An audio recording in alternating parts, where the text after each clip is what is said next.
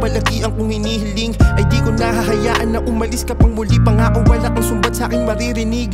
Niyurakan mo man ang aking puso, pinalasap ng kabilaan na sakit. Nang dahil sa problemang nagkapatong-patong at hindi na natin alam kung paano maitatawid. Talagang napakalalim ng sugat na iniwanan ko sa puso mo, dahilan kung bakit mo tinalikuran. Pinalibutan ng maling tao ang binuo na pagsasama, rason kung ba't mali aking sinubukan. Mula nung pagkukulang na ang tangi kong naaambag at nagganap ka ng tao na masasandalan. Lalaking na yumakap at tumanggap sa'yo, dito mangyayari kung hindi dahil sa aking kahangalan. Sana naman unawain mo rin ako na isang taong nadadapa sa mga kamalian, gumagawa ng mga desisyon, dala ng bugso ng damdamin at hindi na magawa na pag-isipan. Pero kahit na minsan hindi ko naisipang manakit o kahit tumingin man lamang sa iba, gawa ng labis kong pagmamahal at para sa aking mata ikaw ay pinakaiba sa kanila.